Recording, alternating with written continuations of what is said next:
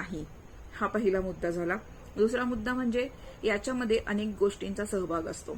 Health म्हणजे फक्त आपण शरीराचा विचार करतो, तर हेल्थ म्हणजे फक्त शरीर नसतं.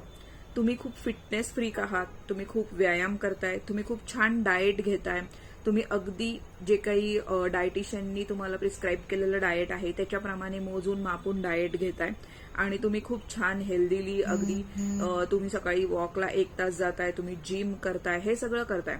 पण हे सगळं झालं तुमच्या शारीरिक लेवलवरती. तर फक्त ह्या शारीरिक ही तर महत्वाची आहेच आहे, म्हणजे फिजिकल फिटनेस पण महत्वाचा आहेच, याचा रोल हेल्थमध्ये येतोच. पण फक्त एवढंच म्हणजे हेल्थ नाही. काही लोकांना असं वाटतं की मी खूप हेल्थ कॉन्शियस आहे, की मी खूप छान डाएट फॉलो करते, मी खूप छान एक्सरसाइज करते आणि मग मला आजार का झाला. तर फक्त हेल्थ कॉन्शियस असणं किंवा फक्त फिजिकल लेवलवरती तुम्ही हेल्दी राहणं म्हणजे हेल्थ मेंटेन करणं नसतं. त्यामुळे अनेक हेल्थ कॉन्शियस लोक सुद्धा आज कॅन्सरचे शिकार आहेत. अनेक हेल्थ कॉन्शियस लोक अचानक हार्ट अटॅकने जातात.